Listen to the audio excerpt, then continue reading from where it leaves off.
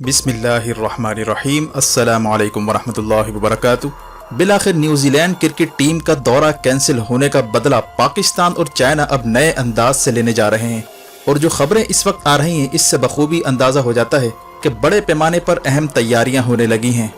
अहम इतला आ रही है कि साउथ अमेरिका का अहम मुल्क अर्जेंटीना पाकिस्तान से JF-17 ब्लॉक 3 लेने जा रहा है, जिससे बरतानिया को बड़ा धचका लगा है। इस इकदाम को पाकिस्तान और चाइना की जानिब से बरतानिया का घेराव समझा जा रहा है।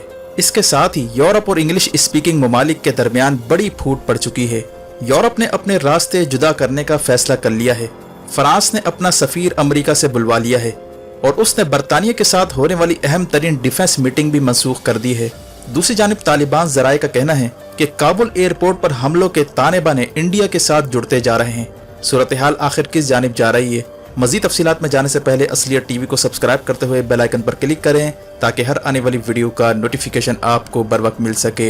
नाज़रीन कराम, न्यूजीलैंड क्रिकेट टीम का दौरा कैंसिल होने के बाद अहम वाक़यात अब जन्म लेते जा रहे हैं।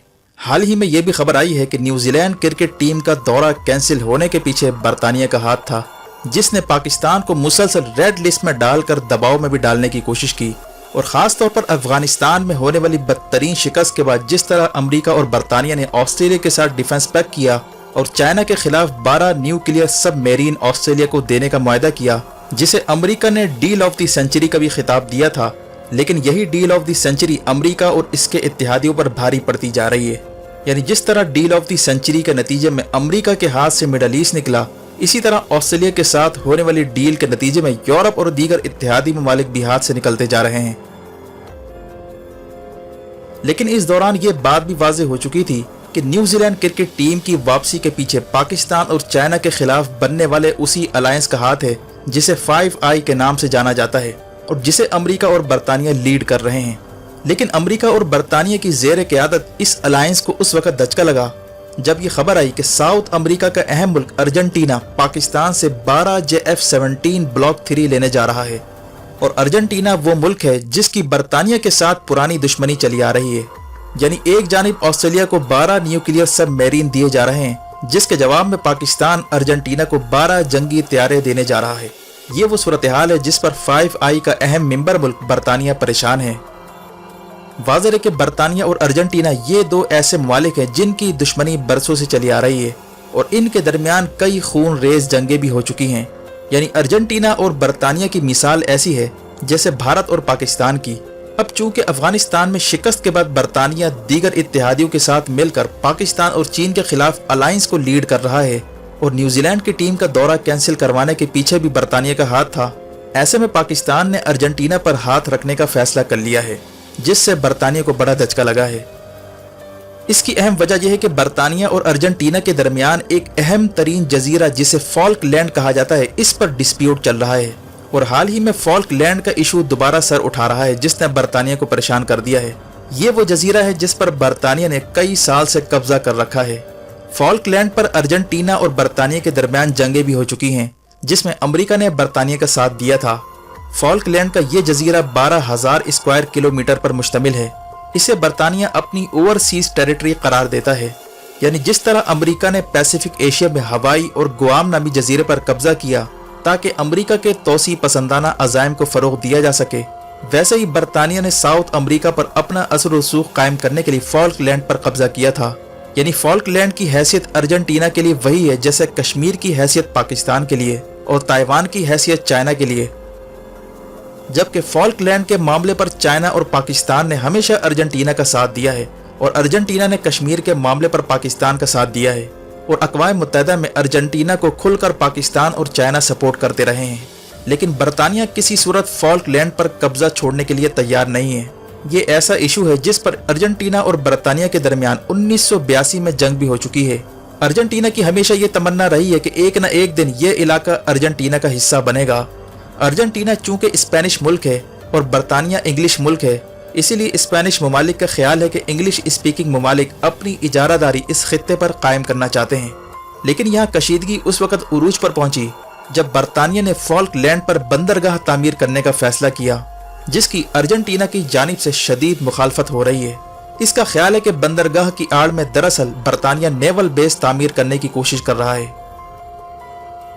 इस तनाज़े की वजह से बरतानिया की ये भी कोशिश रही है कि किसी तरह अर्जेंटीना खित्ते की फौजी ताकत ना बन पाए, वरना फॉल्कलैंड इसके हाथ से निकल सकता है। चुनांचे जब भी अर्जेंटीना दीगर ममालिक से जंगी जहाज या फौजी साजो सामान की खरीदारी का मुआहदा करता है तो बरतानिया दबाव डालकर ये मुआहदा किसी तरह कैंसिल करवा देता है, जिसकी ताज़ा मिसाल हाल ही में जनूबी कोरिया से जहाज़ों की खरीदारी का मामला है। जब जनूबी कोरिया और अर्जेंटीना के दरमियान जहाज़ों की खरीदारी का मुआहदा तय पाया तो बरतानिया ने जनूबी कोरिया पर दबाव डाला कि चूंकि इसमें बरतानिया के पार्ट्स इस्तेमाल हो रहे हैं, इसलिए अर्जेंटीना को इसकी फरोख्त मंसूख की जाए।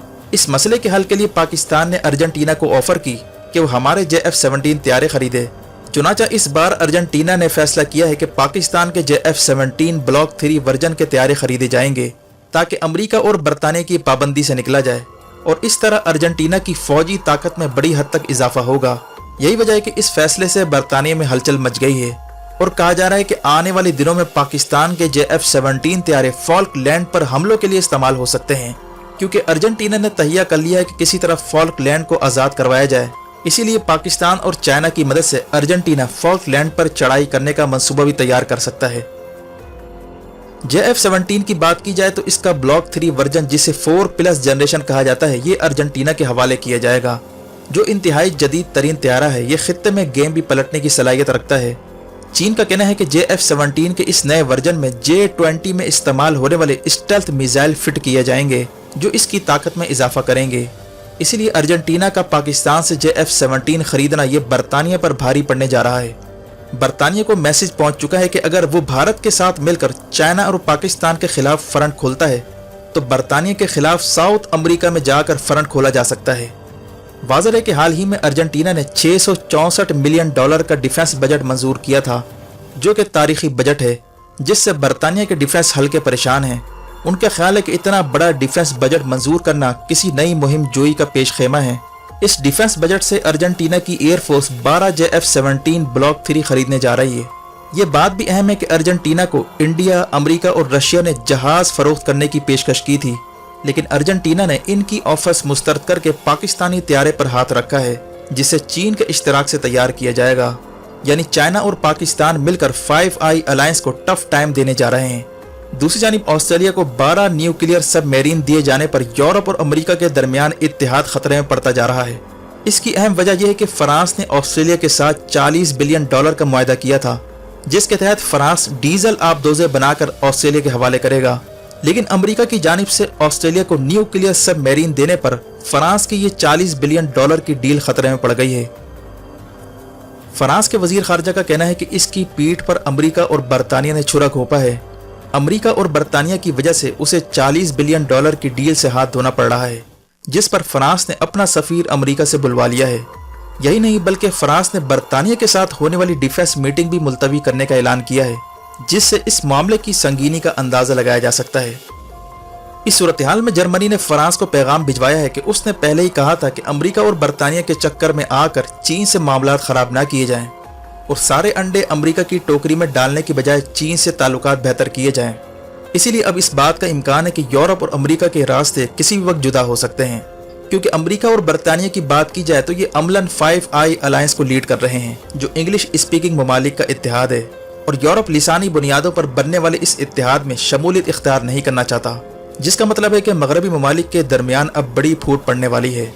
न्यूजीलैंड भी ऑस्ट्रेलिया के साथ होने वाले मुआहदों पर शदीद नाराज है और उसने पाकिस्तान को पैगाम दिया है कि वो क्रिकेट सीरीज को रीशेड्यूल करने पर गौर कर सकता है।